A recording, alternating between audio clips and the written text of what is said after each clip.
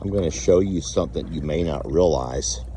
I have 2 water troughs in this pasture, and because of Roman, I'm certain, because he drinks so many gallons of water a day, along with these 6 calves. Look, this one here was about as low as that one right there, and that's just within a 24-hour period.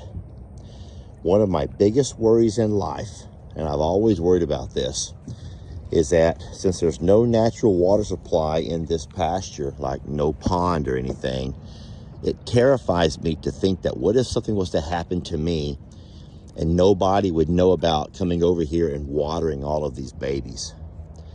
So you guys have to be aware that if for some reason something ever happens to me, you have to get on the phone, get on the email, message, however you communicate, however you guys can find everyone's numbers, and let someone know that there's cows and a horse in a pasture with no one to water them. Stop it, sweetie, because they drink it this low.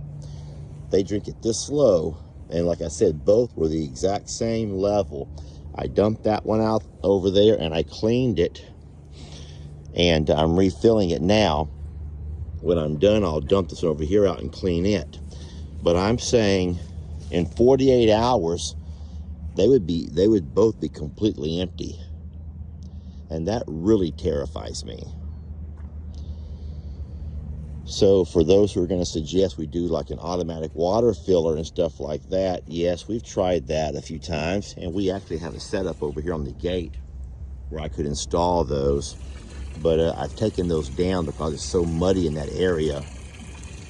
So I'm trying to rework my water system somehow. But just for now, if for some reason Lester goes down, you guys have to know that within a very short time, there's going to be these little babies going to have no water.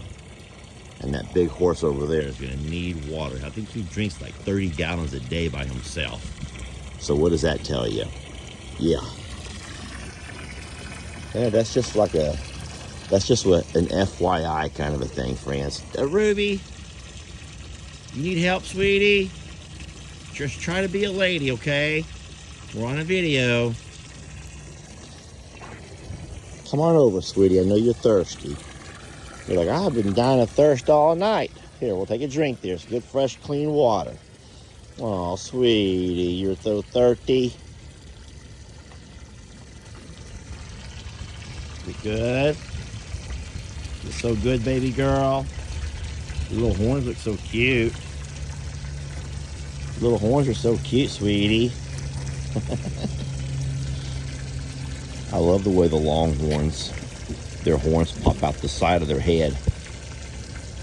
They pop out the side of their head. If you have never noticed that before, look at other cows' horns that come up straight.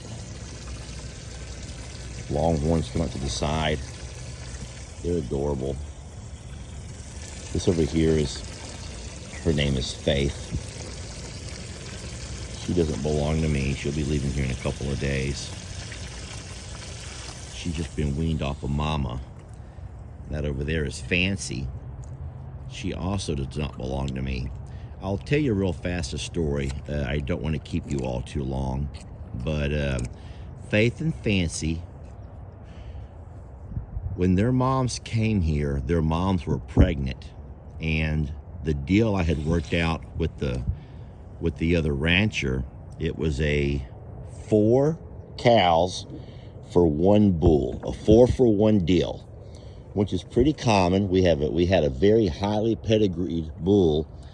His name was Santoro. He was the calf of Tex and Santana, and very highly pedigreed. So Longhorn Rancher Jake was the fellow's name. We worked out a deal on Santoro. He would give me 4 cows, 2 moms, with both of their calves. Their calves were only yearlings. In exchange for Santoro, I agreed. So Longhorn Rancher Jake come over. We loaded Santoro. Well, we unloaded his 4. Those 4 would be Dolly, Reba, Loretta, and Patsy. And then we loaded up Santoro and off he goes. At some point, I moved those ladies over with Tex. I thought that Tex would make quick work of everything, you know what I mean. But Tex showed no romantic interest in either one of the ladies. And I said, I called Jake and says, hey, is there any chance these cows have already been bred? And he goes, he doesn't think so. They were only on pasture with his bull for a very short while. I said, because my bull is showing them no interest whatsoever. And so at some point, the two cows, Dolly and Reba, begin to show. And I told Jake, I said, Bud, these cows are already bred. And so Jake respectfully and politely asked to have the calves back after they were weaned. Now, that started all kinds of controversy on my page because there were people who were saying, do not give these calves back.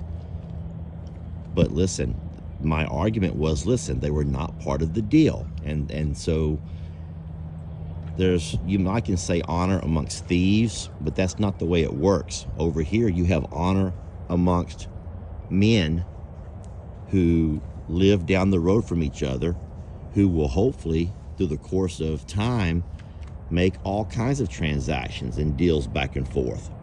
Not many people have cash, so what you do is you trade in your commodity. So there may very well be a time that I'll have to trade him some of my girls for one of his bulls. And so that's what you do. That's what my dad has done his entire life. I don't know if my dad's ever paid a penny for any of his cows, but what he's done for as long as I can remember is he's gone back and he's traded. There's always a rancher down the road that needs what you got and you need what he has. And so it's no different here. And so for as many people who screamed and hollered at me for giving away two really fine longhorn calves, guys, these babies here were never a part of the deal. The only downfall is it set me off a little while. I don't mind raising these babies for the 7 months or so until they're all weaned off of moms. That's not been a problem. It just kind of threw me off a little bit with my own bull, you know, and his breeding. But everything's fine now. At this point, these babies have been weaned. My bull has already serviced both Dolly and Reba. And so everything is going to be set right.